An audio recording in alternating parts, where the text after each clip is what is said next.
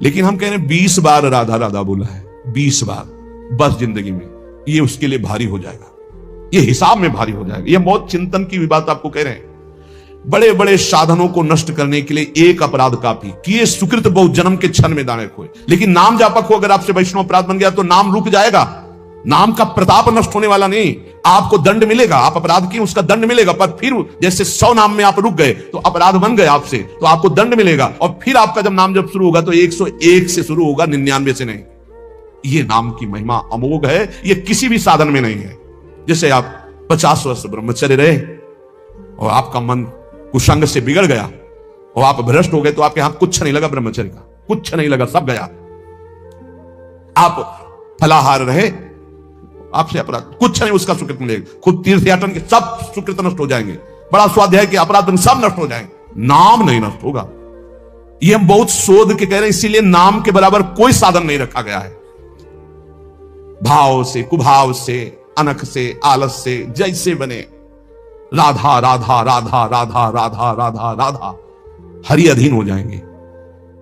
हरि प्रसन्नता का ही नहीं, हरि अधीनता का ही नाम है राधा। अगर राधा राधा निकल रहा हरि अधीन, जिसके हरि अधीन है उसके लिए कौन सी दुर्लभ बात रह गई। इसलिए निरंतर राधा नाम रटो, गलती ना होने पावे।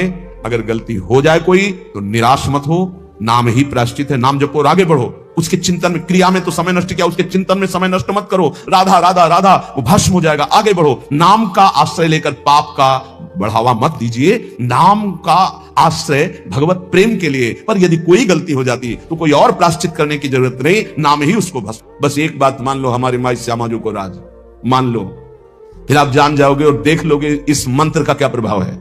ये सब एक एक अक्षर मंत्र है। श्याम श्यामा प्रगट प्रगट अक्षर निकट प्रगट रस स्रवत अति मधुर वाणी। ये हम जो चिल्लाते हैं ना हमारे माई श्यामा जी को राज, ये कोई साधारण बात नहीं। देख लेना, इसका प्रभाव देख लेना। तुम अपने घर में रहकर ही प्राप्त कर सकते हो। तुम्हारी सामर्थ्य नहीं कि आप हर महीने 2 महीने में वृंदावन आओ। जब आपको भगवान कृपा करे, महारानी जो करुणा करे, तब आ जाओ। वृंदावन आना कोई खिलवाड़ समझते हो? अत्यंत कृपा जब होती है, जिनको वृंदा विपिन है कृपा की नहीं की हो, तब वहां यहां आना, यहां दर्शन करना, यहां रहना हो सकता है। आओगे तो जो पाप ऐसा है वो जलाने लगेगा।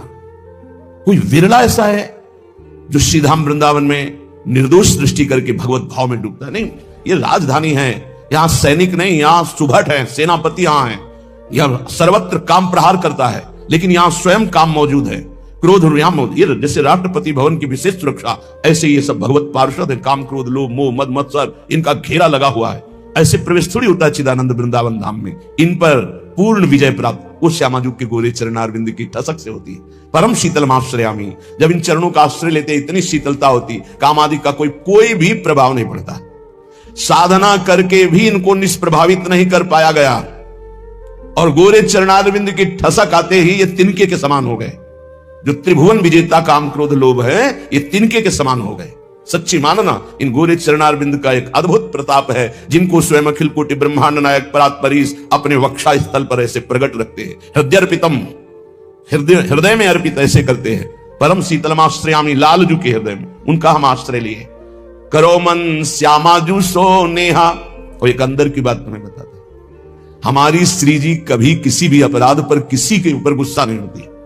इसका दुरुपयोग मत करना, क्योंकि श्री जी तो गुस्सा नहीं करती, पर लाल भी थप्पड़िया देंगे जो ज्यादा उद्दंडता करोगे।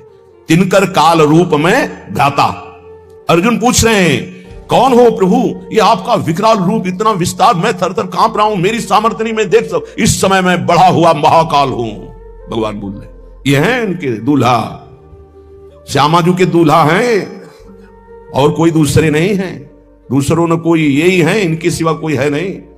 बड़ा हिरण्यकश्यप उछल कूद मचा रहा था, कहां तेरा भगवान, कहां भगवान, और भुजा ठोकना। जिस समय खंभा फाड़ के निकले, दहाड़ मारी तो ना तेज देख पाया, ना आवाज सह पाया, मूर्छित होकर गिर गया। तलवार कहीं ढाल कहीं बेहोश पड़ा है हिरण्यकश्यप। स्वयं भगवत पार्षद और दिव्य सामर्थ्य से युक्त महातपस्वी। भगवान ने कहा, उठ थोड़ी देर तो खेल ले, मेरा पार्षद है, थोड़ी देर खेल ले। खिला दे, फाड़ के फेंक दिया नाखून से। ये दूल्हा ही है, इनके और कोई नहीं है। वही अपने अंश से सब प्रकाशित होते। श्यामाजू को गुस्सा नहीं आता, पक्की बात है, पर उद्दंडता मनमानी करोगे तो न्यायाधीश तो लालजू हैं, बात ध्यान रखना। और लालजू जिनके दरबार में न्याय प्राप्त करते हैं, वो हमारी सी लाडली जू है। वहां का न्याय श्री जी की मुस्कान से होता है और न्याय की बात सुनाने के लिए सखियां हैं। न्याय पर्यो ललिता जू के आगे वहां निर्णय होता है। इसीलिए प्यारी जू कभी कभी हम लोगों के पक्ष के लिए थोड़ा सा भ्रकुटी लाल जू से टेढ़ी रखती है, तो वो हा खात वो हम लोगों के लिए, क्योंकि कैसे हम अधमों का निस्तार होगा तो उन्हीं की लेखनी से। तो अनुल्लिख्यानंतान पितद पराधान मधुपति, लिखेंगे ही नहीं, क्यों? जहां भ्रकुटी हुई पास रजिस्टर बहुत गंदा है। कैसे वो पापी क्यों न हो, हरिवंश नाम जो ले तो अलग लड़ेती रीझ के महल खवासित पास। सच्ची मानिए बड़े भाग्य होंगे जो गोरे चरणारविंद की ठसक में आ जाए। जैसे एक प्रश्न ने, अब कुछ बातें ऐसी होती है जो कैसे बोले कि आप जगदंबा और राधा जी में क्या भेद करते हैं? राधा जी ही जगदंबा है, जगदंबा ही राधा जी हैं। तो सिद्धांत की शैली से बोले तो हां, क्योंकि स्वामिनी जी के ही अंश से अनंत शक्तियों का प्रादुर्भाव हुआ है। समस्त शक्तियों की मूल श्री स्वामिनी जी हैं और समस्त शक्तिमानों का मूल श्री लालजू महाराज हैं। इसलिए हां, और स्वामिनी जी अद्वितीय हैं, इनके जैसा ये ही हैं। देवलोक भूलोक रसातल सुनि कवि कुल मति डरिए, सहज माधुरी अंग अंग की कई कासों पट तरिए। एक अंग छटा में से सब महान शक्तियों का प्रादुर्भाव हुआ। त्रिपुर सुंदरी आदि जितनी दैवी शक्तियां हैं हमारी महारानी जी के अंश से, एक अंश से निकली, एक छटा में से। हमारी प्यारी जू की महिमा को प्यारे जू की कृपा से जब आप जानोगे तब समझ पाओगे। पर मान लो अम्मा ने कहा ये बप्पा है, तो मान लिए बिना तर्क के। तुम जान भी नहीं सकते थे कि तुम्हारे बाप कौन है, तुम्हारी मां ही बताई। मां को ही परिचय है सही माने में कि पिता कौन है, तो बताया, हमने कभी संशय नहीं किया और जीवन भर मान लिया हमारे बाप जी हैं। ऐसे गुरु हमारी मां है, तो हमारे असली जनक कौन है ये गुरुदेव रूपी मां बताती है। तो मान लो, उसमें तर्क मत करो। मंत्र मूलम गुरु वाक्यम, ये तेरा मेरा मत करो, नहीं समझ पाओगे। कुछ बातें होती जो छाती में छुपाई जाती, बोली नहीं जाती, और वो शरणागत के हृदय में अपने आप ट्रांसफर हो जाता बिना बोले, वही ठसक आ जाती। मान लेना हमारी ये बात। कुछ बातें हम नहीं बोल सकते जो है अंदर, शब्द में ताकत नहीं कि हम वो शब्द में ला पावें, शब्द में सामर्थ्य नहीं। रोम रोम जो रचना होती तो तेरे गुण न बखाने जात, कहा कहो एक जीव सखीरी बात की बात। कैसे बताऊं? कोटि कोटि रचना जो रोम रोम प्रति हुई, प्यारी जू के रूप को न प्रमाण कह जाते। ऐसा सौंदर्य, ऐसा महात्मा, ऐसा करो मन श्यामा जू से। हमारी प्रार्थना मान लो कलिकाल है, इस कलिकाल में बहुत जोर की कृपा की आंधी चली है, निकल चलो। गोरे चरणारविंद के प्रभाव से निकल चलो। श्री धाम वृंदावन में बैठ के कहते हैं, बोले सत्य बोलना है तो मंदिर में चढ़ के बोलो। करोड़ों मंदिर यहां की समानता नहीं कर सकते, क्योंकि यहां एक कण की आकांक्षा शिव सनकादि करते हैं। यहां के एक रज कण की आकांक्षा जिनके मंदिर बनते हैं वो प्रभु करते हैं। औरों की तो बात जाने दो, जिनके चरण रखने की चौकी को ये सब नमस्कार करते थे। हम सदा परिभवम अभीष्ट दोहम तीर्थास्पदम शिव विनंति नुतम शरण्यम, वो स्वयं प्रभु प्रिया चरण रज जान के लुठत रसिक सिरमौर। तो यहाँ के समान हम यहां बैठ के बोल रहे हैं। और यमुना जी का पावन पुलिन है जहां बैठे हो। पहले यमुना जी परिक्रमा मार्ग के समीप से ही बहती थी, कालीदेव में देख लो, तो ये यमुना की धारा में ही बैठे हो। और यहां हम कह रहे हैं कि गोरे चरणारविंद का ठसक हृदय में केवल आ जाए, हमारे माई श्यामा जी को राज वो पद मिलेगा जो बड़े बड़े योगी और मुनियों ने वांछना की पर पाए नहीं, क्योंकि तप प्रधान। और यहां ना हमारे पास तपस्या न साधना है, हम जैसे हैं श्यामा जी के हैं, बस इस बात से मिल जाएगी। भगवत ऋषि जी महाराज कह रहे, जैसे संप्रदाय की भक्ति और साधनाएं विविध प्रकार की, तो बोले संप्रदाय नवधा भगति। बहुत निर्मल भाव से सुनना, उसको कहीं क्यों में उत्तर मत करना। संप्रदाय नवधा भगति, वेद ये सुरसरी नीर, ललिता सखी उपासना, यह सिंहिन को छीर, जो सिंहिन को छीर रहा है कुंदन के बासन, कै बच्चा के पेट और घट करे विनाशन। भगवत नित्य विहार परे सबही के पर्दा, रहे निरंतर पास रसिक बर सखी संप्रदा। भगवत ऋषि जी कह रहे, जो और भक्ति के संप्रदाय, नौदा भक्ति का विशेष स्वरूप है, वेद के सिद्धांत है, ये सब गंगा की धारा है, जो चाहो डुबकी लगा लो। बोले ये सखी भाव की उपासना, वृंदावन नित्य विहार रस की भावना, बोले सिंघनी का दूध है। इस सिंघनी का दूध या तो कुंदन के बासन में, स्वर्ण के पात्र में रुकता है, या केवल बच्चा के पेट में और दूसरे की जगह रुकता नहीं। चाहे जैसा मोटा पात्र हो, छेद कर देगा, उसमें सामर्थ्य है। और किसी को पिला दोगे तो किसी के सामर्थ्य नहीं पचा सके, दो ही पचा सके, या स्वर्ण का पात्र और या सिंघनी का बच्चा। तो क्या बनना है? स्वर्ण का पात्र तो बन ही नहीं सकते, ललिता विशाखा आदि की स्थिति साधना के द्वारा प्राप्त कर लो, किसी के बस की बात नहीं। तो बोले बच्चा बन जाओ। बच्चा क्या होता है? आचार्य के शरणागत, आचार्य के शरणागत, किसी योग्य नहीं हूं और वास्तविक किसी योग्य नहीं हूं, बस श्यामाजू का ये सब बात बन गई। ये जो महारस है, ये तपस्या के द्वारा खुले हुए बुद्धि के नेत्रों से नहीं देखा जाता। पीछे चर्चा की, अगर आपको ध्यान हो, कि ये दो नेत्र हैं जो पार्थिव मायाकृत नेत्र हैं। एक नेत्र खुलते हैं ज्ञान चक्षु जो बुद्धि में होते हैं, एक होते प्रेम चक्षु जो हृदय में खुलते हैं। तो बड़े बड़े तपस्वियों के जो दिव्य दृष्टि संपन्न ज्ञान चक्षु वाले हैं, वो भी नहीं देख सकते हमारी श्यामाजू को, हमारे नित्य विहार रस को, क्योंकि इनके देखने का इन्हीं के पास है चश्मा, दूसरा नहीं है। जो दृष्टि है वो केवल श्यामाजू देती है, या श्यामाजू से लेके कोई सहचरी दे दे। भगवत ऋषि की कह रहे, चश्मा नित्य विहार को दियो बिहारिन मोए।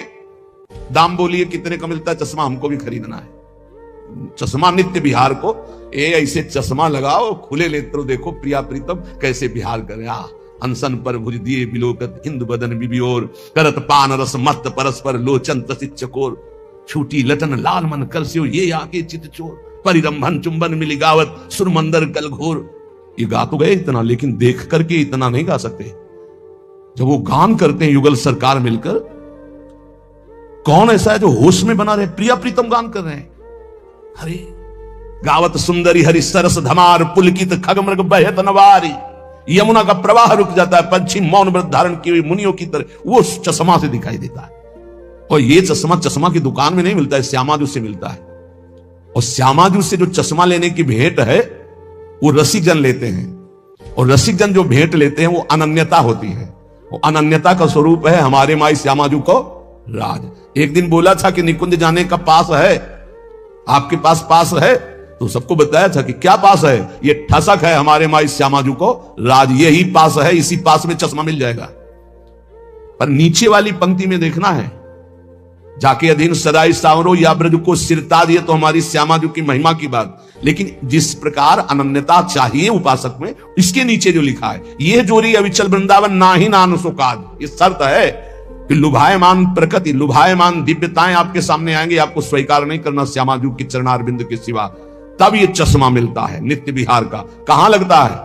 पार्थिव नेत्रों में पार्थिव चश्मा लगता है, और दिव्य नेत्रों में दिव्य चश्मा लगता है। तो मानस नेत्रों में चश्मा प्रिया जो लगा दिए अपने नित्य विहार, अब दिखाई देने लगा दिव्य रूप वृंदावन का, दिव्य रूप प्रिया प्रीतम का, दिव्य दिव्य लीलाएं। तो बोले चश्मा नित्य विहार को दियो बिहारिन मोही, भई प्रीति प्रतीति उर अंतरलीन हो जो ही। पक्का विश्वास हो गया मुझे, जी भी चश्मा लगा और देखा, पक्का विश्वास, यही दिव्य वृंदावन है, यही प्रिया प्रीतम विराजमान, यही दिव्य रसकेली हो रही है। अंतर में चश्मा लगते ही अब आंख खोलो तो वही दिखाई दे रहा है, आंख बंद करो तो वही दिखाई दे रहा है। अंतरलीनो जोई निरंतर निज धन पायो, ये हमारा निज धन है, इसके हम अधिकारी हैं, पक्का समझो। अपने बाप की संपत्ति का मूर्ख बेटा भी सरकारी ढंग से भी कानूनी तौर तरीके से वो अधिकारी हो जाता है, लेकिन पड़ोसी का बहुत लड़का विद्वान हो तो भी नहीं होगा, अपना लड़का हो जाता है। जिस समय कोई हृदय से प्रभु को अपना मानता है, वो तो बहुत पहले से कह रहे हैं ममैवांशु, भूल मिटा दो।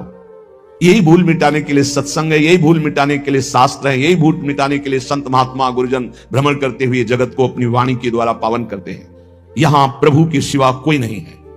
जितने नाम रूप हैं सब मायाकृत हैं, जादू का तमाशा है, इनमें सत्य चैतन्यता केवल मेरे प्रभु हैं।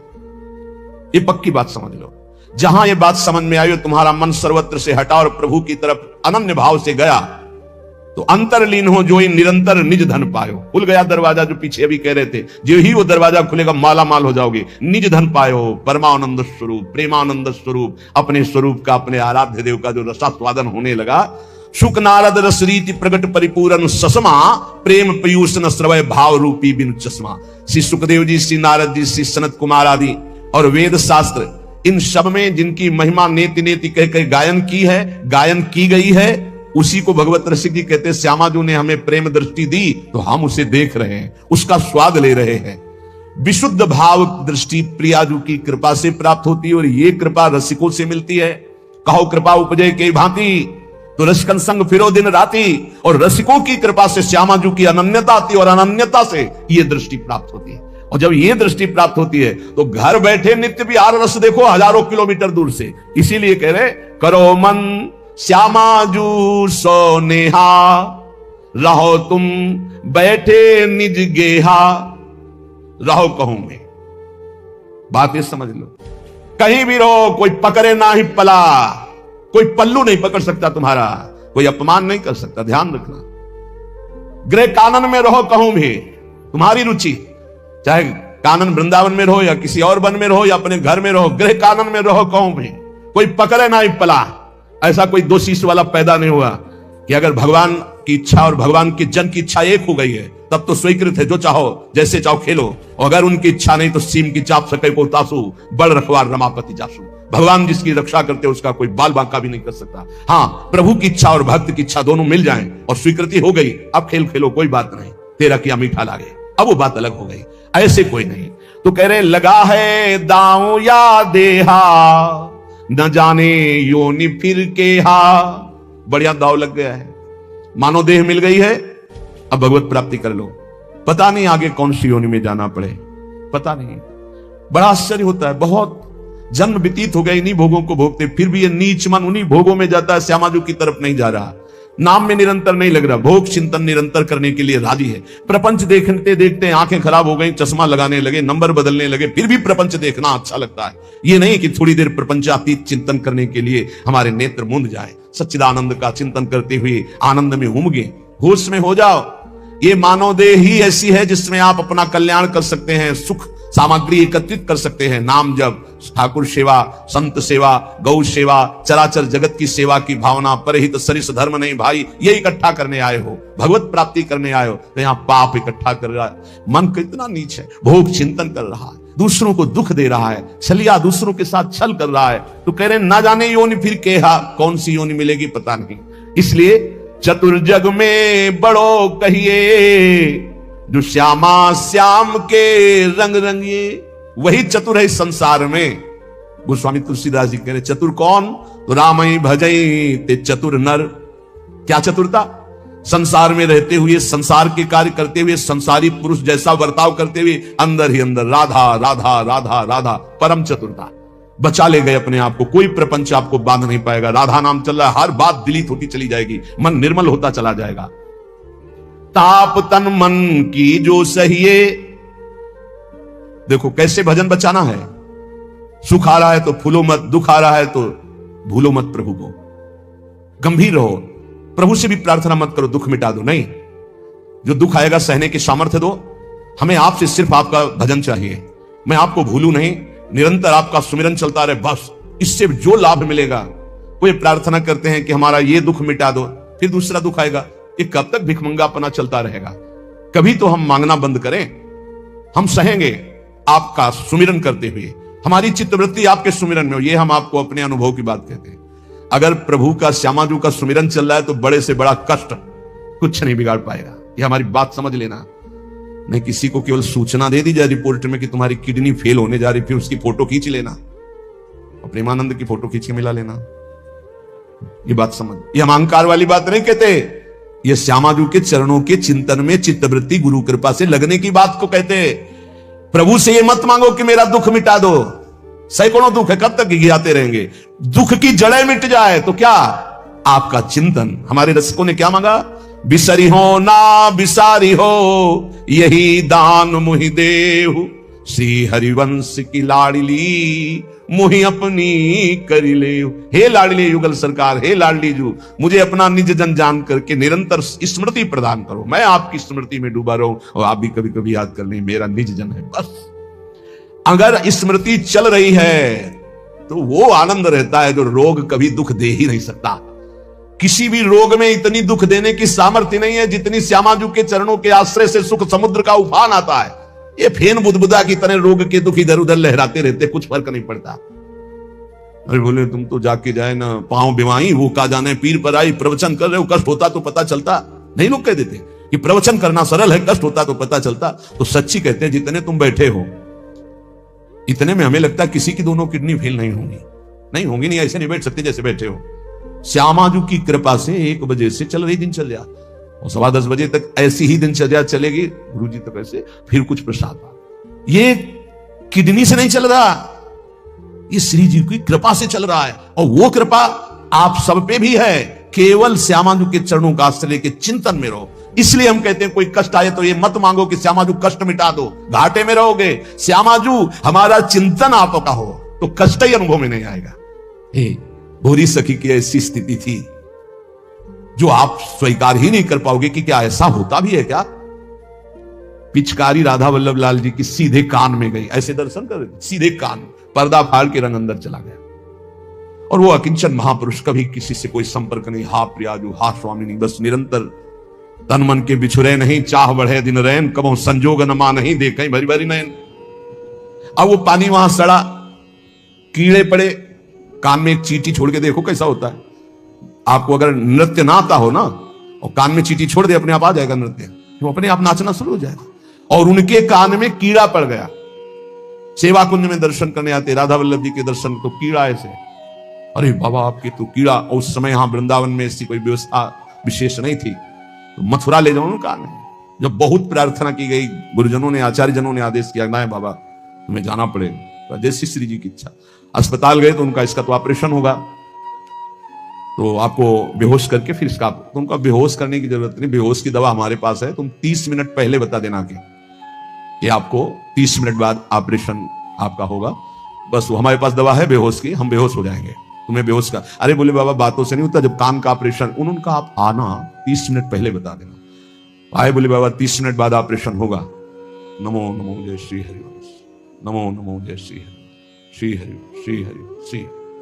नित्य विहार में स्थिति शरीर शून्य, सचरी स्वरूप में स्थित शरीर का भाव शून्य, खत्म। ऑपरेशन हुआ 30 मिनट बाद, घंटा 1.5 घंटा, सब आश्चर्यचकित, पूरा डॉक्टर नर्स सब एकत्रित की, क्या चीज है बाबा, कान का ऑपरेशन, जरा सा एक चींटी चली जाए तो हाहाकार मचने लगता है। 1.5 घंटे बाद ऑपरेशन, श्री हरिवंश नमो नमो जय श्री, हो गया ऑपरेशन। हाँ बाबा उठे चल दिए। अलौकिक सामर्थ्य श्यामाजू के बुरे चरणारविंद की ठसक, ये बहुत छोटी बात, रोग दोग ये बहुत छोटी बात, स्पष्ट समझ लीजिए। हरिराम व्यास जी विशाखा सखी के अवतार, वो स्पष्ट कह रहे हैं प्यारी जू के चरणारविंद का आश्रय लेने वाले के ऊपर किसी भी ऋषि मुनि का साप, दैहिक दैविक भौतिक ताप, त्रिभुवन में जितनी रोग सृष्टि हुई है, किसी भी रोग का प्रभाव, किसी भी महत पाप का प्रभाव उसके ऊपर नहीं पड़ता। साप ताप रोग शोक दारुण दुख हारी, लाल इष्ट दुष्ट दवन कुंज भवन चारी, श्री राधा प्यारी के चरणार बिंद शीतल सुखदाई, कोटि चंद मंद करत नख विद जुन्हाई। ऐसे हमारी प्यारी जू के चरणार बिंद, अद्भुत प्रभाव, अद्भुत प्रभाव। एक निष्ठा हृदय में बस होनी चाहिए, यहां बस अनन्यता की मांग है, हमारी प्रिया जू की अनन्यता, गोरे चरणार बिंद की ठसक। तो बोले चतुर जग में बड़ो कहिए, जो श्यामा श्याम के रंग रंगिए, वही चतुर है जो अपने को श्यामा श्याम के रंग में रंग लिया। और ताप तन मन की जू सहिए, तन के रोग और मन की समस्याएं, रही मन की मन व्यथा रखिए मन में, वो सुनिए चले हैं लोग सब बांट न ले है कोई, ये गांठ बांध लो, अपनी समस्या किसी से मत कहिए। अगर बहुत प्रेमी जन है तो वो दुख पाएगा, बांट तो लेगा नहीं, और अगर प्रेमी नहीं तो उपहास करेगा, तुम्हारा भाव बिगड़ेगा। किसी से मत कहिए, दिल दे दिया दिलवर श्यामाजू को, वो जाने। मन में जलन है तो सह रहे, तन में जलन है तो सह रहे, तन मन की ताप तपन जो सहिए। कैसे सह जाओगे? बोले सदा हरि के ही गुण गइए। जब परेशानी हो उठाओ मंजीरा, शुरू करो चतुरासी जी का गायन। फिर देखो, आज तो जुवती तेरो बदन आनंद भरो। गाते गाते तेरा बदन आनंद में भर जाएगा, देखना गा के। ये अनुभव की बात कहते हैं। भारी से भारी समस्या को ऐसे नष्ट कर देना, ये प्रियालाल के गुण गायन का प्रभाव देखा है। गुण गायन का भारी से भारी समस्या का समाधान ऐसे। आप विश्वास केवल की हित धु जो विश्वास है तबे सुधरे। जहां नाम बाणी वहां श्याम श्यामा, और जहां श्याम श्यामा तो समस्या नहीं, कोई समस्या नहीं। जगत में जीव हरि प्यारे, शबन के आप रखवारे। समस्त जीवों को भगवान प्यार करते हैं, लेकिन दुर्भाग्य है कि ये जीव समझ नहीं पा रहा कि भगवान प्यार करते हैं। वो भगवान को भूल करके यहां तक कि नास्तिकता छा गई। बड़ी विचित्र, कोई महापुरुषों के वचनों के रहस्यों को नहीं समझ पाता है। अलग अलग बातों में ऐसे फंसे कि सब बातों की बात तक पहुंच ही नहीं पाते हैं। भगवान निराकार भी हैं, भगवान साकार भी हैं, भगवान सब में भरे हैं, तो भगवान सबसे परे हैं। जो सबसे परे हैं वही सब में भरे हैं, बस समझ लो। ऐसी नास्तिकता छा रही, पापाचरण करते हुए भगवान को अशुद्ध शब्दों से संबोधन करते हैं, लेकिन वो इतने महान पिता हैं कि ऐसों को भी प्यार दे रहे हैं। सूर्य का ताप, चंद्र का, पृथ्वी, वायु, सब भरण पोषण कर रहे हैं। उनकी भी रक्षा भगवान करे, उनको भी उदर पोषण भगवान कर रहे। जिन्होंने रूप रंग धारे, ये सच्ची मानना 100 का 100% केवल वासुदेव ही है। वासना वासुदेवस्य वासितम भुवनत्रयम् सर्वभूत निवासोस्मि वासुदेव नमोस्तुते। जो वासुदेव अपने आप से अपने आप को बनाता है। कुछ लोगों का रहता है कि भगवान रक्षा क्यों नहीं करते, ऐसा क्यों नहीं करते, यहां ये हत्या हो रही, वहां वो मारकाट हो रही। तुम सुना नहीं? उसकी 3 लीलाएं नहीं, तुम्हारी पसंद से होगा। एक लीला में वो सृजन करता है, तो दूसरे में पालन करता है, तो तीसरे में विनाश करता है। तीनों जरूरी हैं। नहीं मनाने लगोगे कि भगवान आज से अगर 10 साल के लिए मौत नाम की चीज बंद हो जाए इस भूमंडल में, तो अनशन करके मनाओगे प्रभु से कि प्रभु मरेंगे, बहुत ही बढ़ रहे हैं। जीव चराचर में अगर सृष्टि का एक सोपान खत्म हो जाए कि मृत्यु ना हो, तो हाहाकार मच जाए। ध्यान रखना, मरना भी उतना ही अच्छा है जितना जन्मना और जितना पालन करना। और तुम्हारे वो मनोरंजन का नहीं है विधान, वो उसका खेल है। मृत्यु भी आवश्यक है, बहुत जरूरी है।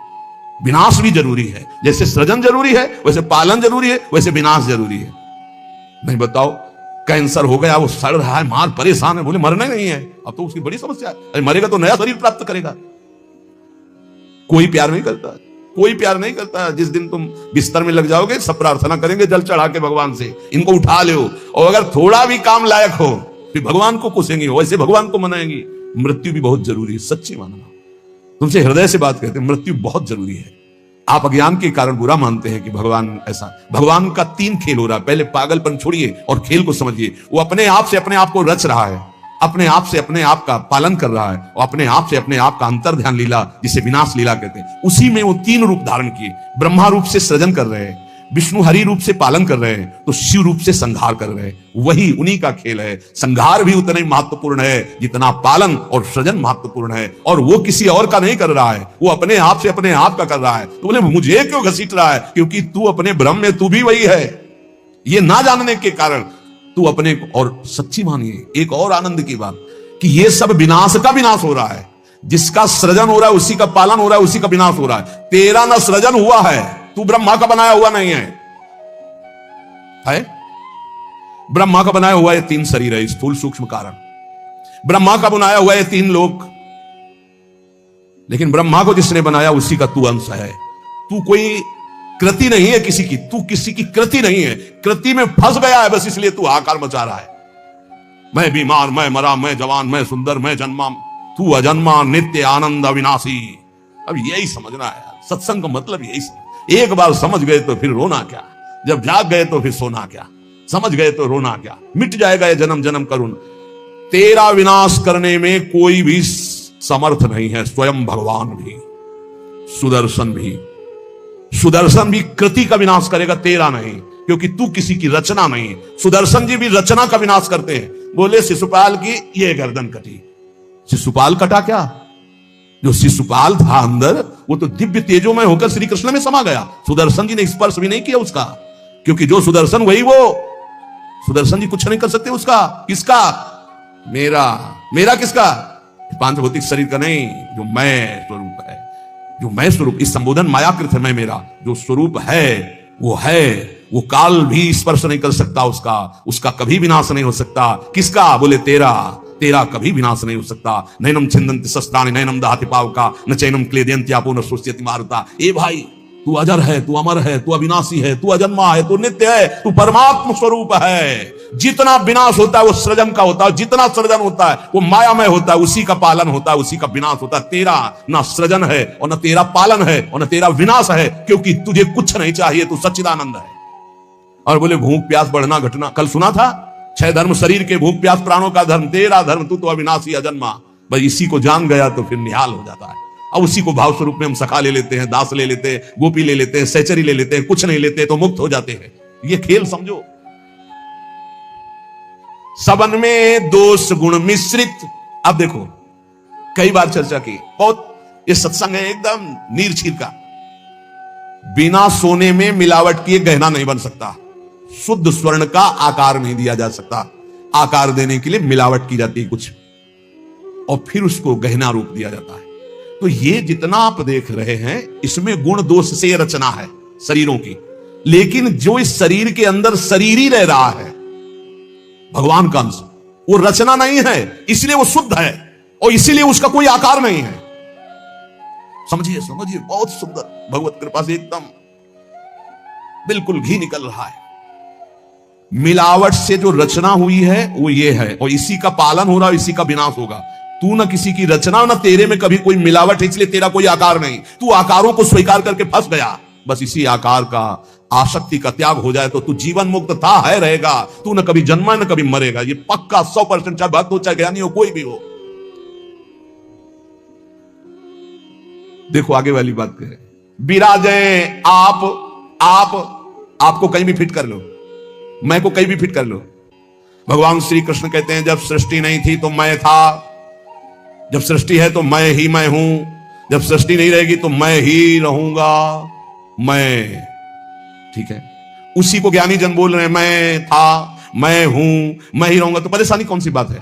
आपको तो मानना है ना वो श्री कृष्ण में है, मत्ता परतरम नान्यत् किंचित् अस्ति धनंजय। पर विशुद्ध ज्ञान ना होने के कारण एक दूसरे की निंदा करने लगते हैं। बहुत ढंग से समझिए, विराजें आप अंतरहित, सबन में दूध में ज्यों घृत। बोले भगवान सबके अंतर में विराजमान है। कैसे? बोले जैसे दूध में घी विराजमान है। तो हमने कई बार चर्चा में कहा बना के दिखाओ पूड़ी दूध में, ये दूध चढ़ाया, ये पूड़ी निकलने लगी। बोले नहीं निकलेगी।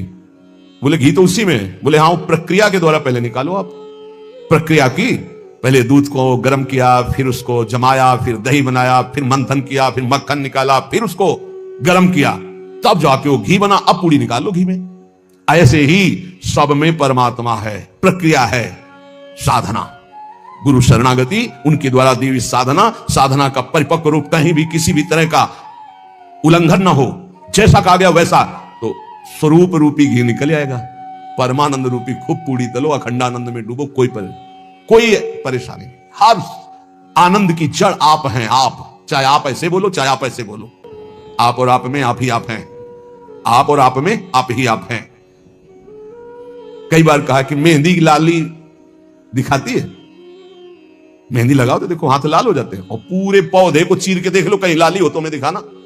ना पत्ते में लाली, ना छाल में लाली, ना कहीं। उसकी प्रक्रिया है, उसको पीसो, पीस कर हाथ में लगाओ, 30-40 मिनट बाद धो दो, वो पूरा हाथ लाल कर देगी। ऐसे ही परमात्मा सर्वत्र विराजमान है, पर बिना साधना के, बिना भगवत आराधना के, बिना गुरु शरणागति के, बिना गुरु प्रदत्त उपासना के आप अनुभव नहीं कर सकते। जैसे मेहंदी में लाली है, दूध में घी है, पक्का। ऐसे विराजें आप अंतरहित, सबद में दूध में ज्यों घृत। सबद में विराजमान है जैसे दूध में घी। धरी हरि जीव मैं मेरी। बोले फंसा किसमें है? अपने स्वरूप को भूलकर। बोले मैं मेरी, मैं पुरुष, मैं विद्वान, मैं धनवान, मैं रूपवान, मैं गुणवान, मैं महान, या मैं नीच, मैं ये, मैं और मेरी, इसमें जीव फंस गया। मैं और मोर तोरते माया ये। धरी हरि जीव मैं मेरी, दई कर ऐंठते तेरी। इसी अहंकार में जीव अविनाशी निर्मल वो फंस गया। ये बहुत सुंदर स्वरूप है आपका, बहुत परमानंदमय स्वरूप है आपका। आप इस देह राग को छोड़ दें भजन प्रभाव बल से तो अभी मस्त हो जाएंगे। आपके अंदर ऐसा खजाना है कि कुबेर के पास भी नहीं है वो, सच्ची मानिए। बस वो तिजोरी की चाबी गुरु जी के पास है। मोक्ष मूलम गुरु कृपा, वो कृपा करके युक्ति दे दी और जो ही दरवाजा खुला तो उसे अखंडानंद, विज्ञानानंद, घन प्रेमानंद जो चाहो सब निकाल लो, सब रखा है आपके अंदर। जिस नाम से संबोधन करो वो आपका ही स्वरूप है। बोले जैसे बैल की नाक में नाथ डाल करके किसान जोतता है जैसे चाहता वैसे, किए बस नाक नथ गेरी, नचावे नर मटकट फेरी। जैसे बंदर को बंदर नचाने वाला जैसा इशारा करता है लाठी से वैसे नाचता है। ए माया की लाठी, मैं मेरी तै तेरी, ये लाठी ये नाथ पूरे विश्व को नचा रही है। कैसे हटे इससे मैं मेरी तै तेरी से, माया से कैसे मुक्त हो? तो बोले हरि शरण में हो जाओ और एक सूत्र याद कर लो, हरि की इच्छा जो करिए, करें जो हरि हिये धरिए। सरल भाव में जो ही प्यारो करे सोई मोई भावे, इससे मुक्त हो जाओगे। बड़ा दुख है, भगवान की बड़ी कृपा है, कोई पाप का नाश हो रहा है। राधा राधा राधा, बड़ा सुख है, भगवान दुलार कर रहे हैं, उनका खेल है। राधा राधा राधा। ये बहुत नीच आदमी हमको गाली देता है, समझते नहीं इसमें भगवान है, विधान करके वो हमारे पापों का मोचन करा रहे हैं। राधा राधा, ये बड़ा श्रद्धावान साष्टांग दंडवत करता है, कोई बात नहीं। राधा राधा राधा, भगवान इस रूप में दुलार करे। तो बोले माया से मुक्त होने का क्या स्वरूप? बोले हरि की इच्छा जो करिए, करे सो हरि हिये धरिए। ये बस स्वीकार करना थोड़ा कठिन होता है, जान पाना कठिन होता है। क्या मेरे हरि की इच्छा है? मेरा अपमान हो रहा है, मेरा व्यापार नष्ट हो रहा है, मुझे लोग गालियां दे रहे हैं, क्या हरि की इच्छा है? सच्ची मानिए कुछ ऐसा मूलधन आपका है जिसको नष्ट करने के लिए जरूरी था, इसलिए भगवान ने कृपा करके ऐसा भी पक्का समझिए। हर विधान उनका बड़ा मंगलमय और बहुत अच्छा होता है। हमारी प्रार्थना मान लेना। कल एक कोई अधिकारी पूछ रहे थे कि क्या आप कहते हैं कि भगवान जो करते हैं अच्छा करते हैं, तो जब हमको ये लगता है भगवान बुरा करें तब भी अच्छा हो करते हैं? तो पक्का 1000% समझ लो भगवान अच्छा करते हैं। 100% होते तो हम 1000% पूरे जीवन की बात करें, भगवान जो करते हैं बहुत अच्छा करते हैं, उसमें बहुत अच्छा मंगल विधान होता है। हम लोगों की सोच जो है वो तत्कालिक है, परिणाम की सोच नहीं है, आगे तक की सोच नहीं, लेकिन बहुत अच्छा होता है। भगवान जो कर रहे हैं, उसके हाथ पैर टूट गए, बहुत अच्छा, ये भी बहुत अच्छा हुआ। जन्म जन्मांतरों में तूने ऐसे ऐसे पाप किए हैं कि भगवान इतने से निपटा रहे, न जाने कितना सड़ना पड़ता। अब आप सोचो, आप सत्संग में बैठे हैं, आप सबके बीच हंस रहे हैं, बोल रहे हैं। अब एक साधक को गलित कुष्ठ है, अब ना उससे कोई बोल रहा है ना कोई हंस रहा है, एक बंद कमरे में अपने जीवन को व्यतीत कर रहा है। उसकी जब हम बात हृदय में सोचते हैं तब लगता है भगवान आपकी कृपा ही उसकी रक्षा करे। अब आप सोचिए, एक जीवन वो भी है, समाज में ना निकल सकता है, ना हंस सकता है, ना खेल सकता है, ना बोल सकता है, भोजन वहां पहुंच जाता है, कमरे में अकेला बैठा। ये तो कोई साधक है तो भगवान के चिंतन में लगा नहीं। यही एक संसारी व्यक्ति की स्थिति हो तो सोचो, प्रतिपल मर रहा है वो, यहां ठीक होता है, यहां सड़ रहा है, यहां ठीक हो रहा है, क्या है? बोले भगवान अच्छा कर रहे, बहुत अच्छा कर रहे हैं। जन्म जन्मांतरों का हिसाब किताब बराबर करके श्री जी के पास जाना है उसे। ये तो सड़ेगा ही, मरेगा ही, नष्ट ही होगा, इसकी तो गति है ही। इसीलिए हम प्रार्थना करते हैं, एक ये जन्म भगवान को दे दो, अमंगल नहीं होगा। आप क्या समझते हो, वो कमरे में अकेले रहता है, प्रगट में कोई साथी नहीं, लेकिन हम उसके साथी हैं। कोई मिनट ऐसा नहीं होता जिस समय उसके साथ ना हो, और यहां साथ है वहां भी साथ है। तुम्हारा साधना से पास बनने की बात देखेंगे हम, उसका पास पहले ही बन चुका है। आज छूटे या कल छूटे या जीवन भर ऐसे रहे, आनंद और प्रेमानंद दोनों की प्राप्ति होगी। इस जन्म में ना तो उसको कोई चिंता रहेगी शरीर पोषण की, रोग की, ये गारंटी है। आप एकांत में बात कर लेना क्या उसको चिंता है, लेकिन प्रगट में आप देखिए, अगर वो संत ना बना होता तो क्या दुर्दशा होती। समाज घृणित भाव से देखता, आज उसे पूज्य भाव से देखा जाएगा, और अंतिम निर्णय फाइनल हो चुका है। हम ऐसे नहीं बोल देते, ये धाम है यहां सत्य भी बहुत संभाल के बोला जाता है। हम ऐसे नहीं बोल देते कि हो गया काम। हमको जब वहां से फोन आता है काम हो गया तब बात करते। बोले हमको भी बात करवाओ कि हमारा काम हो गया कि नहीं। वो फोन रुका आता है जिनका कोई फोन नंबर नहीं होता। तुम्हारा कोई फोन नंबर नहीं होना चाहिए, तुम्हारा कोई नहीं होना चाहिए, शरीर भी तुम्हारा नहीं होना चाहिए, तुम भी नहीं होने चाहिए, केवल श्यामाजू, तब बात होगी। है अगर ऐसा है तो बात हो जाएगी, और अगर ऐसा नहीं है तो श्यामाजू के बनो, बात हो जाएगी। एक होता है थोड़ा बाजुओं में दम है तो थोड़ा तैर के दिखाओ।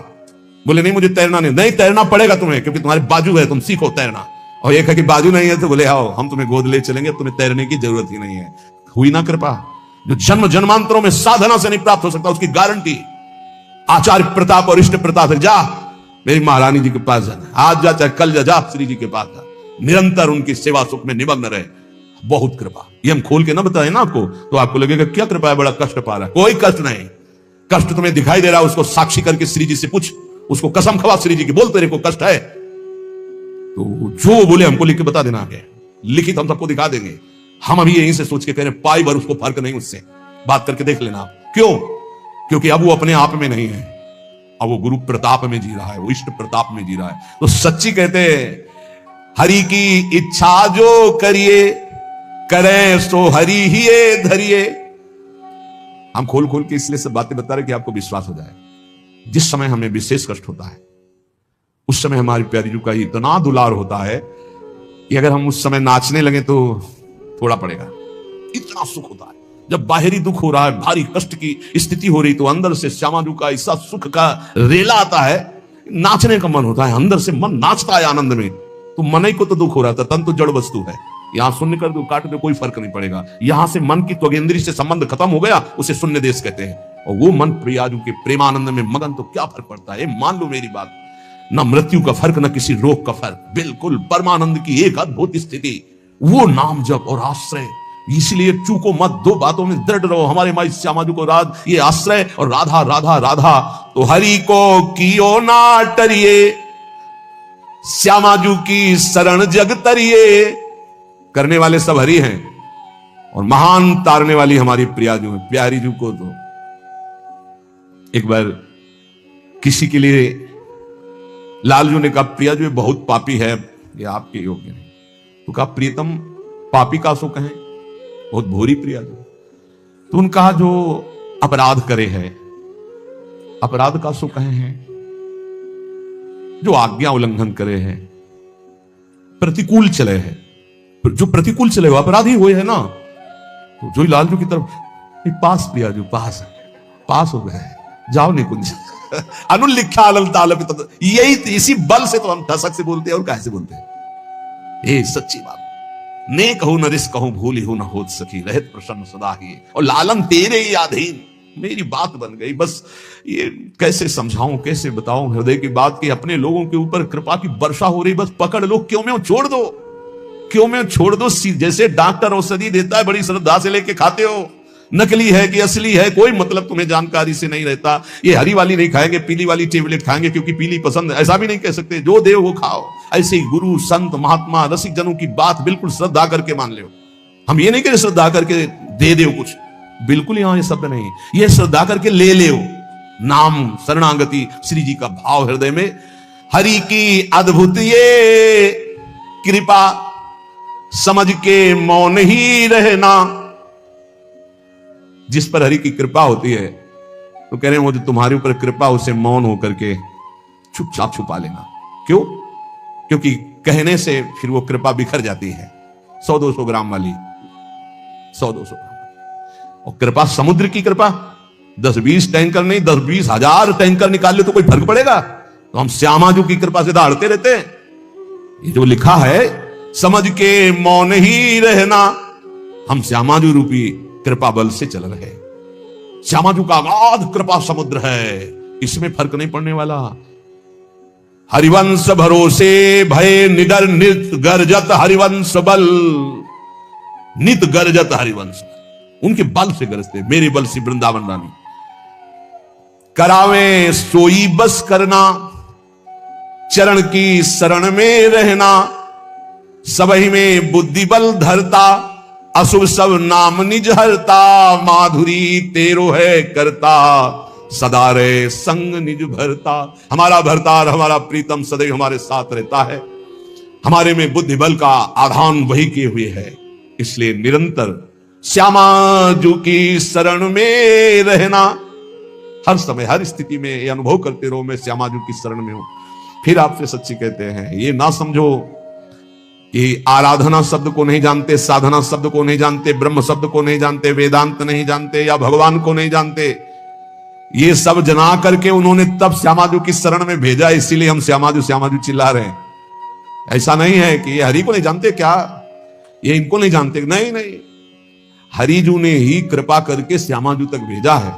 तब हरिजू की बात ऐसे करते क्योंकि श्यामाजू के प्रभु हम मानेंगे आपकी कृपा, लेकिन तब जब अत्यंत आदर और सम्मान होने पर मेरे हृदय में हर्ष ना हो और घोर निरादर अपमान निंदा होने पर मेरे हृदय में जलन ना हो, तब मानूंगा कि मेरे ऊपर हरि की कृपा। ऐसा ही है, हरसी है नाति आदरे, निदरे न जरी मरी है।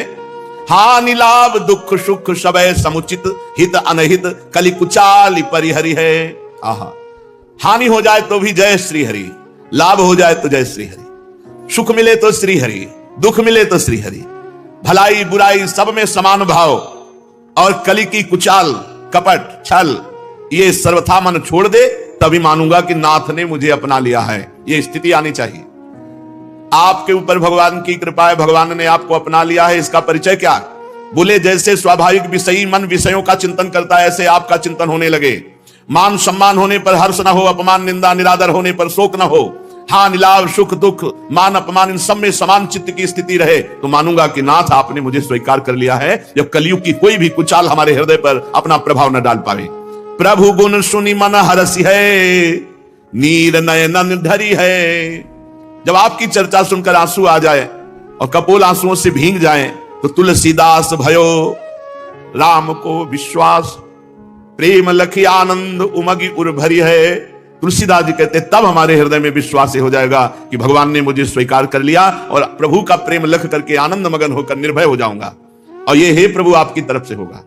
आप कृपा करो तो ये सारे भागवतिक लक्षण हमारे हृदय में प्रकाशित हो जाएं। नाथ, आपकी ही प्रेम वृत्ति से हमारे हृदय में प्रेम जगेगा। हमारे में सामर्थ्य नहीं कि हम आपसे प्रेम कर सके, इसलिए हे कृपालु कृपा करो और मुझे स्थिति दो, ये भागवतिक स्थिति दो जिससे हर समय आपका स्मरण होता रहे। चलते हैं श्रीमद् भागवत महापुराण। प्रसंग चल रहा है, महाराज परीक्षित जी को परमहंस शिरोमणि श्री सुखदेव जी नाभाग और अम्बरीश जी के पावन चरित्र का श्रवण करा रहे हैं। अपने लोग भी श्रवण करें। बहुत महामहिम पावन चरित्र है, जिसके श्रवण मात्र से प्रेम लक्षणा भक्ति सुदृढ़ होती है।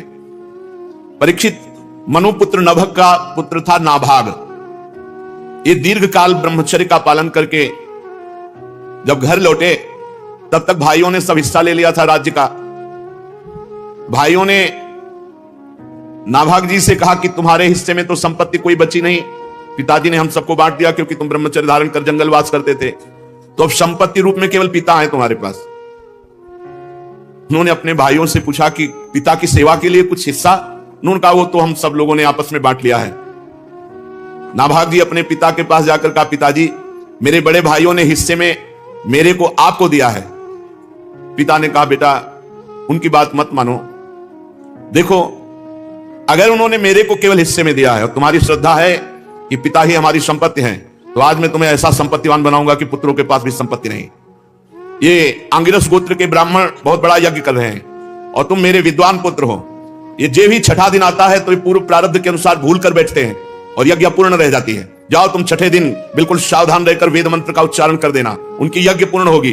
वो महात्मा लोग ऐसा ईश्वर है कि जो स्वर्ग में भी नहीं, वो ईश्वर तुम्हें प्रदान कर देंगे। महात्माओं के पास जाकर उन्हें वैश्विक देव संबंधी 2 सूत्र जब भूल जाए वो, तो तत्काल तुम बता देना।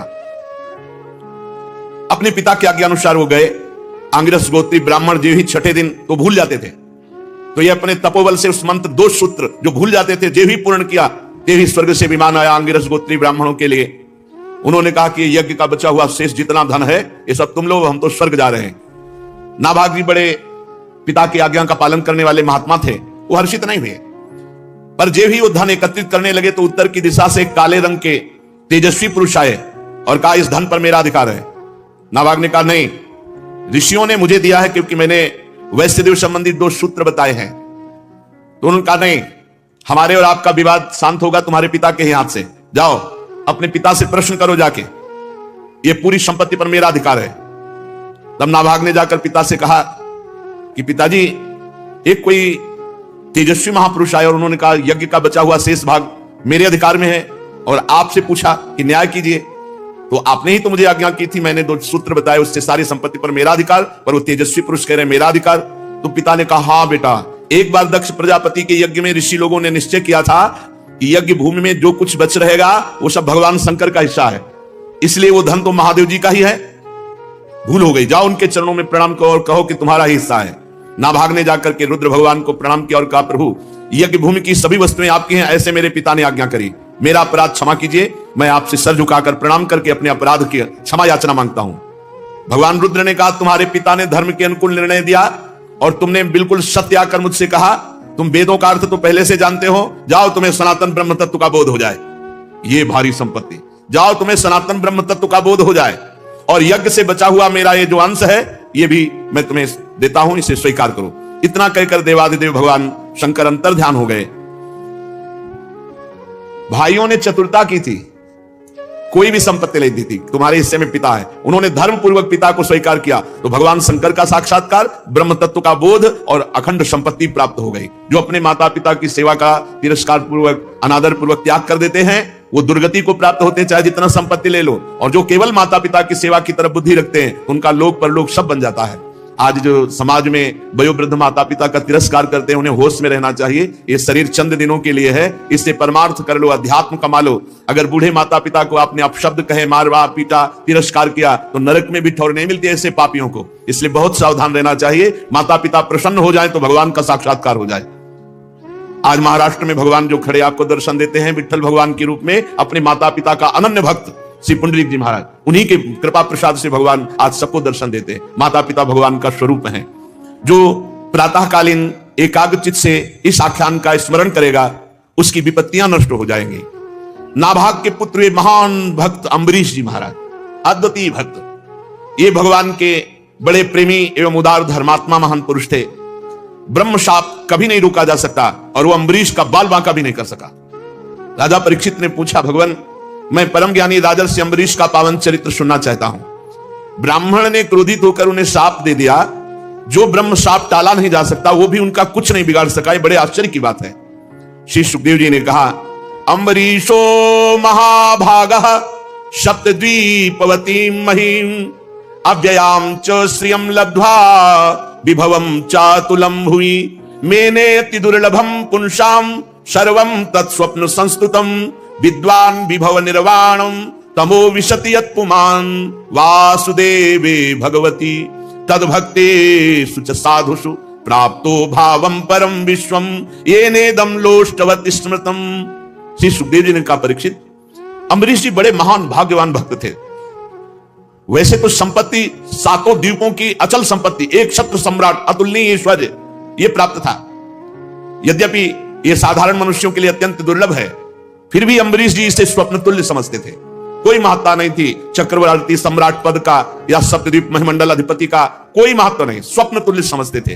क्योंकि वे जानते थे सत्य वस्तु तो भगवान नाम है, सत्य वस्तु भगवान की भक्ति है। ये सब मायाकृत है, और जो इस माया में फंस जाता है वो घोर नरकों में जाता है। ये केवल 4 दिन की चांदनी है, उसका दीपक बुझा बुझाया है। जो भगवान से विमुख है, भगवान का भजन नहीं करता, ऐश्वर्य प्रमाद में अपना समय काटता है। वासुदेवे भगवती तद्भक्तेषु च साधुषु, अम्बरीश जी की सबसे बड़ी महिमा निरंतर भगवान में स्थिति और संग भगवत प्रेमी महात्माओं का।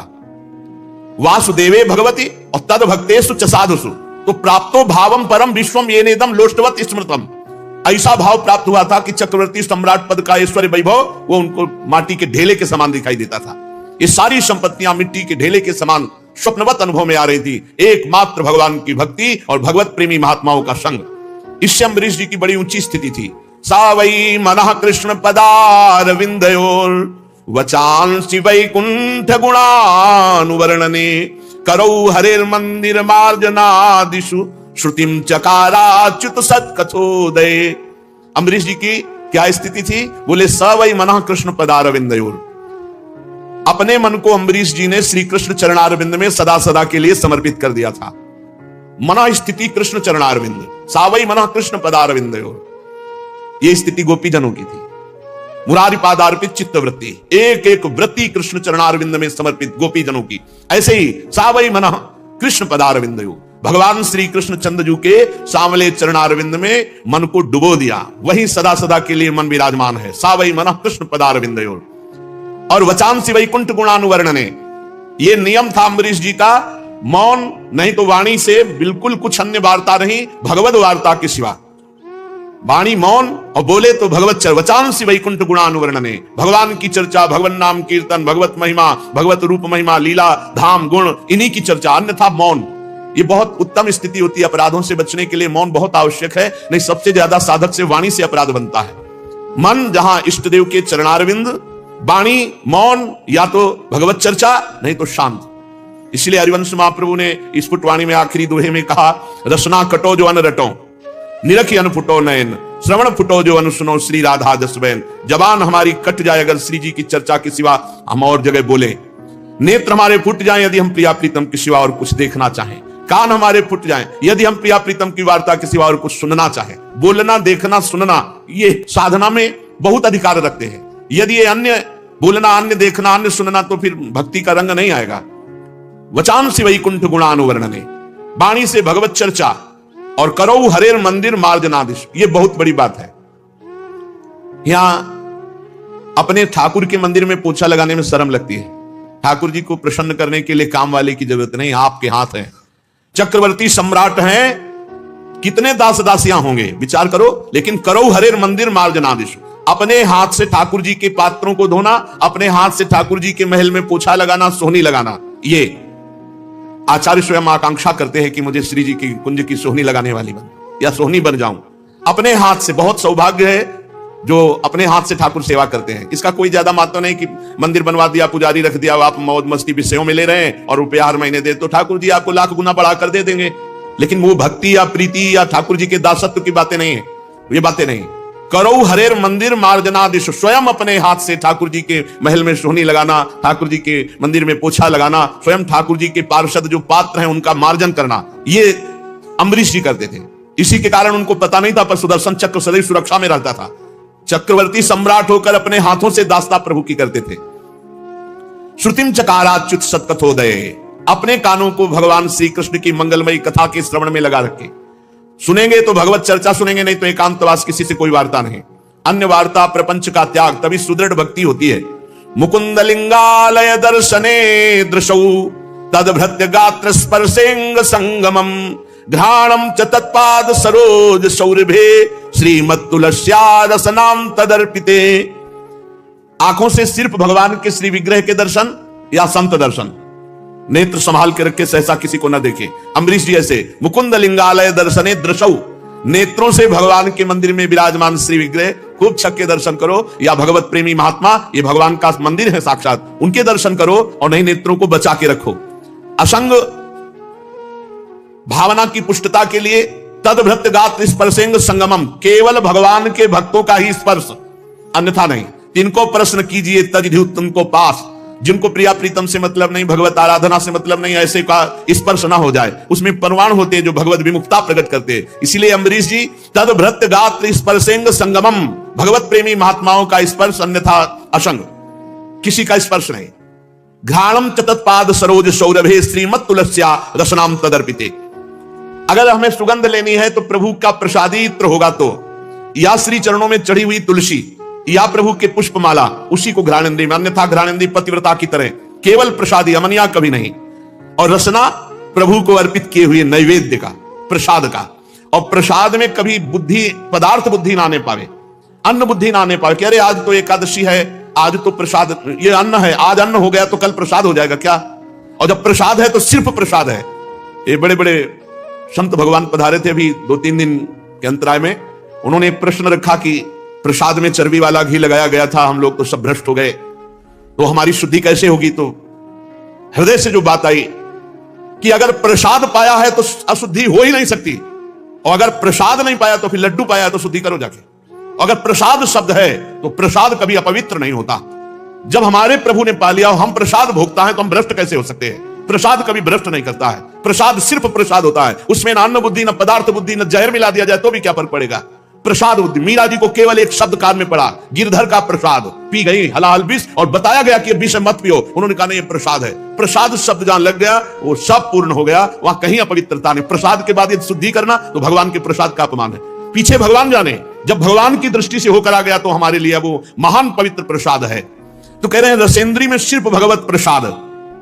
और पादौ हरे क्षेत्र पदानुसर्पणे, शिरो ऋषिकेश पदाभिवंदने, कामं च दासे न तु काम काम्यया, यथोत्तम श्लोक जनाश्रया रति।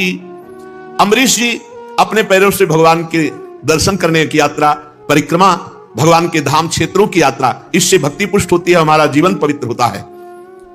और सिर से भगवान के चरण कमलों में साष्टांग दंडवत प्रणाम। भगवान के चरणों में सिर से साष्टांग दंडवत प्रणाम। राजा अम्बरीश जी ने माला, चंदन आदि भोग सामग्री ये सब त्याग दिया था भगवान की सेवा में समर्पित। स्वयं भोक्ता नहीं, भोक्ता भगवान, स्वयं प्रसादी। ये सब करते थे किस लिए? बोले भगवत प्रेम के लिए।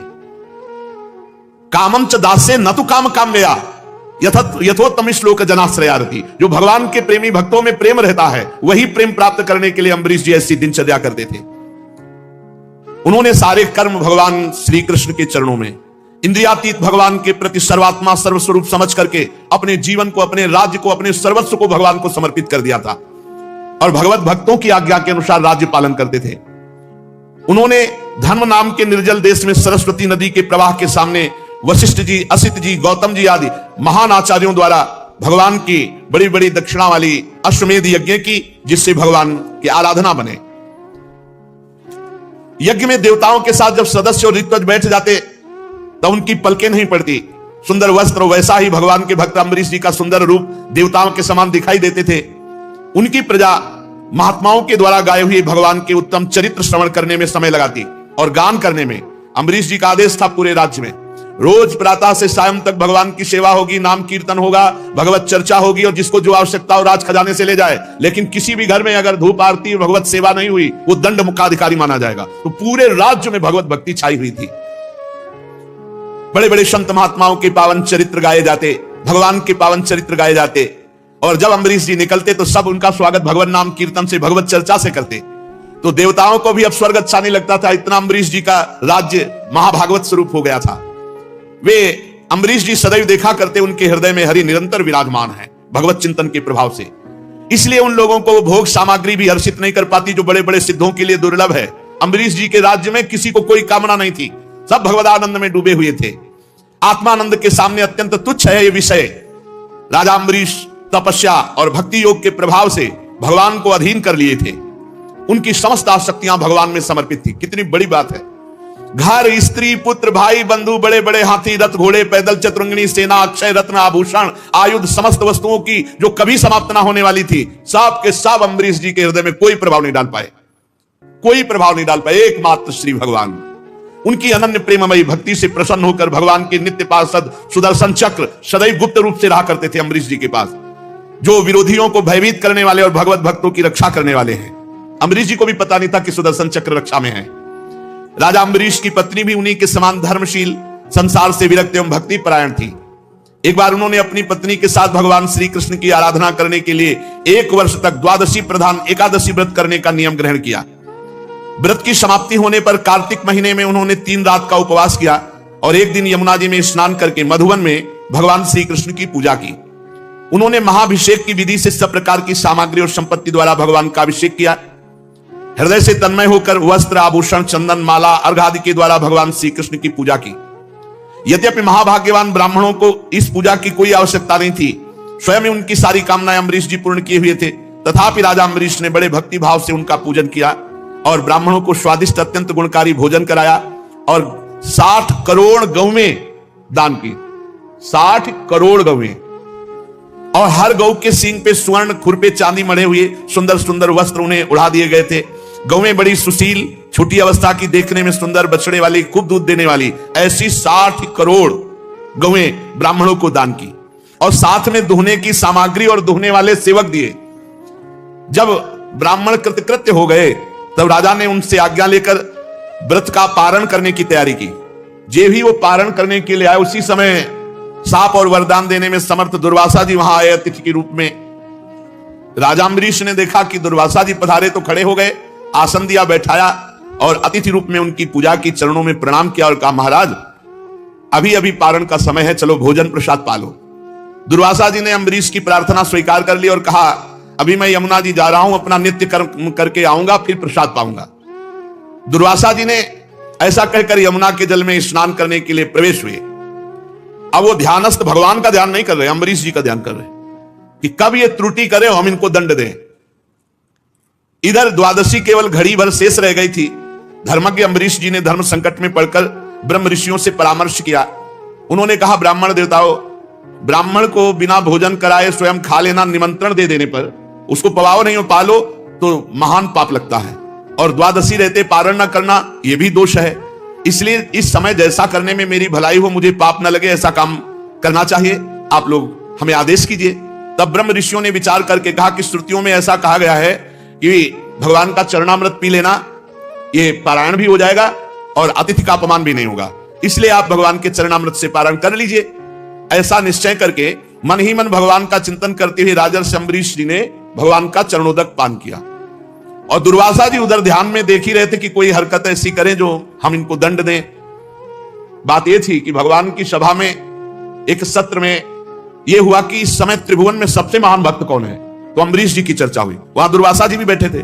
अभी महाराज वलकल की लंगोटी लगाते हैं, दूध का रस पीते हैं, उनकी तो बात आई नहीं। तो उन्होंने कहा चक्रवर्ती सम्राट राजा अम्बरीश ऐसा कैसा महान भक्त हो सकता है जो हम ऋषियों से भी आगे बढ़ गया। तो वही देखने के लिए, परीक्षा के लिए आए थे।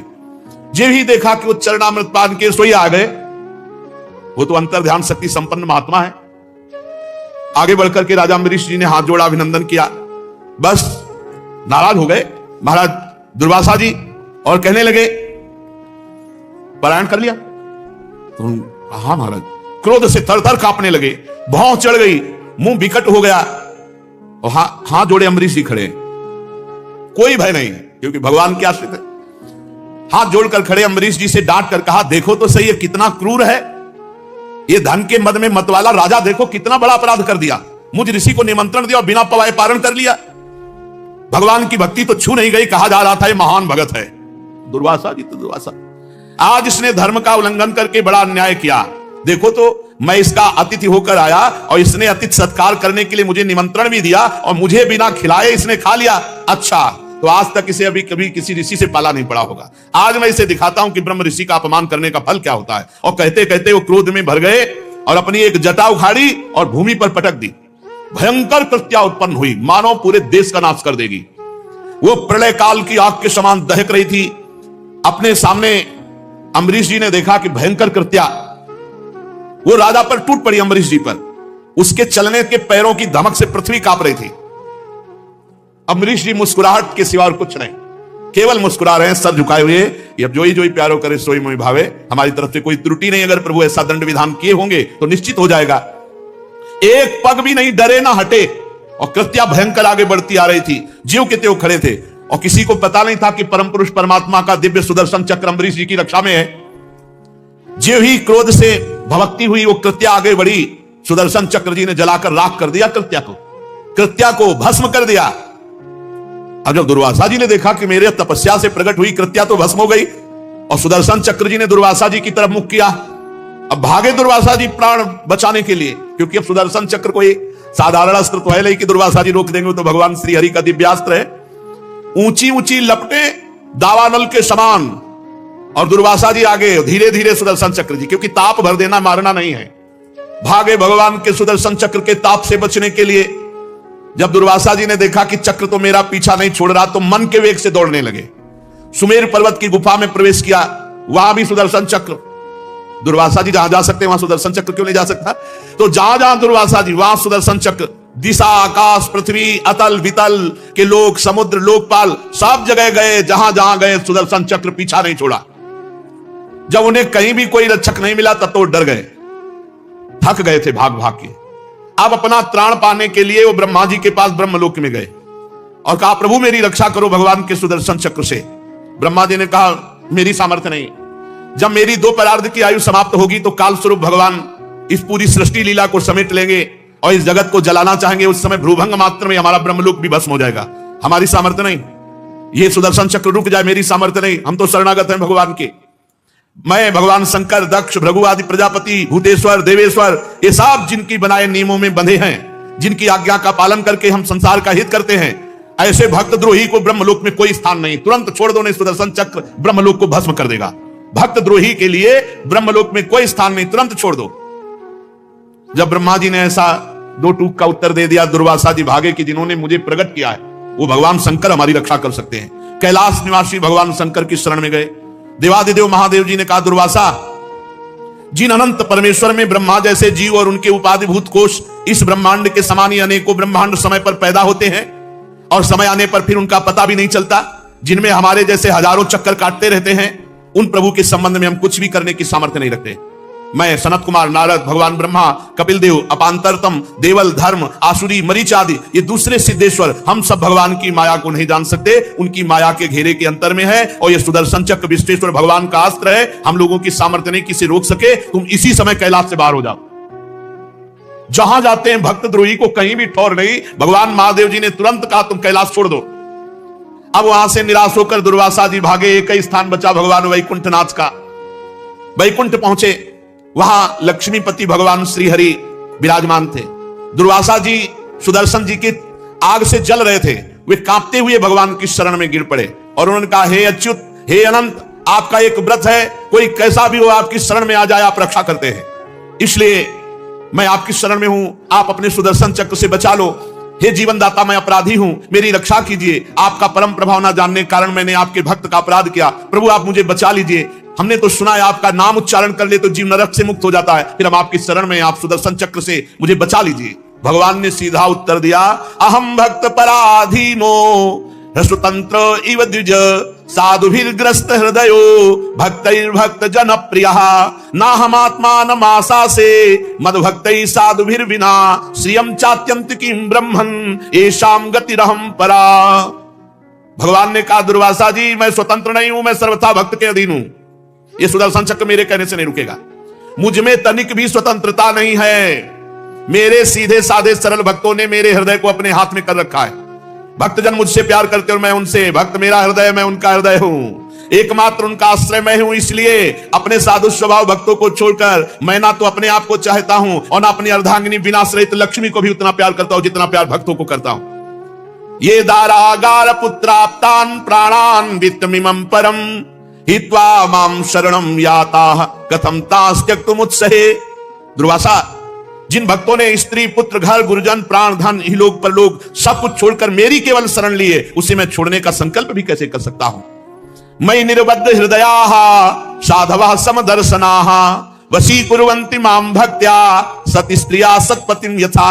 जैसे सती स्त्री अपने पातिव्रत से सदाचारी पति को वश में कर लेती है, वैसे ही मेरे साथ अपने हृदय को प्रेम बंधन से बांध रखने वाले समदर्शी साधु भक्ति के द्वारा मुझे अपने वश में कर लेते हैं।